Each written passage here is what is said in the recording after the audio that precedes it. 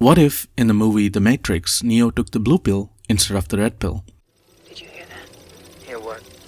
Are you sure this line is clean? Yeah, of course I'm sure. I better go.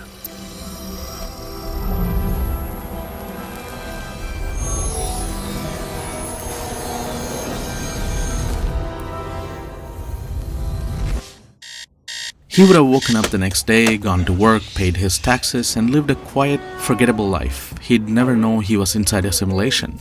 He'd never know the truth. But what difference would it make? You have a problem with authority, Mr. Anderson. There's a version of Neo that did take the blue pill in the film.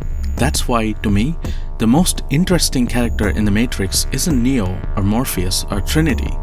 It's Cypher. You know, I know this steak doesn't exist. I know that when I put it in my mouth, the Matrix is telling my brain that it is juicy and delicious. After 9 years, you know what I realize?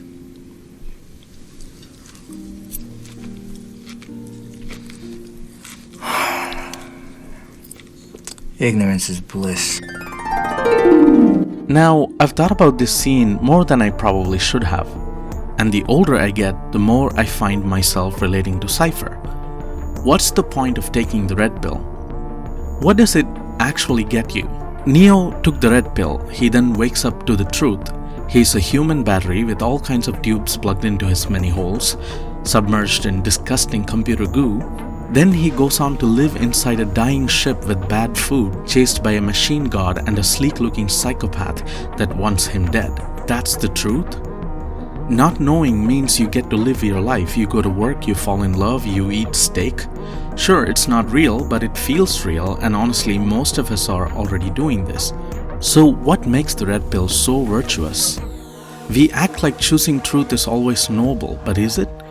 Would truth really set us free? And most importantly, is what you consider as true the ultimate truth?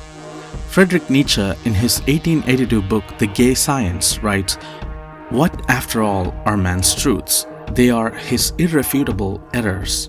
What I get from this is that our so-called truths are not divine revelations or objective certainties, but rather our deeply ingrained perspectives, ideas we've collectively agreed upon, and illusions we often mistake for reality. So my question is this: what if the harsh reality from the red pill is really another layer of the illusion? If existence is futile, what difference does it make if you're in a computer simulation or outside of it trying to be free? By that logic, what if the red pill isn't freedom at all? What if it's just another layer of control? You take the red pill, and now what?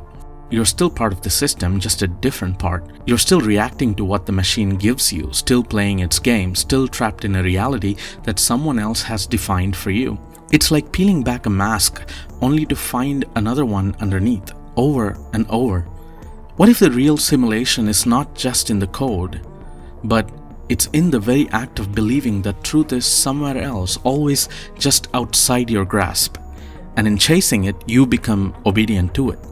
The more I think about it, the more I feel that the real prison is actually the unshakable belief that you have to escape it.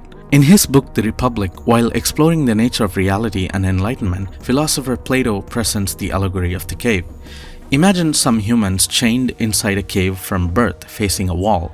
Behind them is a fire, and between the fire and the wall are people holding up objects that cast shadows on the wall. The prisoners believe the shadows are reality because that's all they've ever seen. One prisoner is freed and sees the fire, then eventually escapes the cave and sees the real world, the sun, the trees, the sky.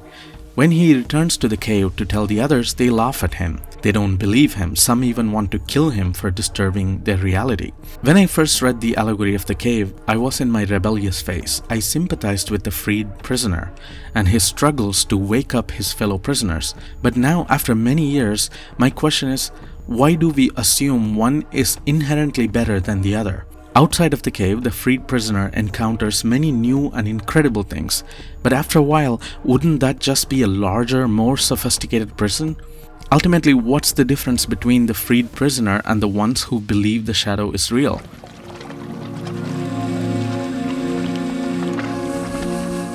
This might sound a bit defeatist and cynical, but I think of it as my surrender to what is.